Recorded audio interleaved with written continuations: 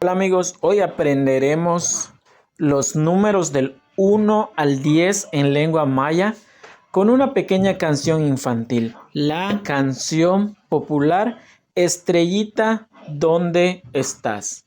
Aprenderemos entonces estos números del 1 al 10 que son los siguientes. Jun, Ka, Osh, Kan, Ho, Wak, Wuk, Washak, Bolón y Lajún.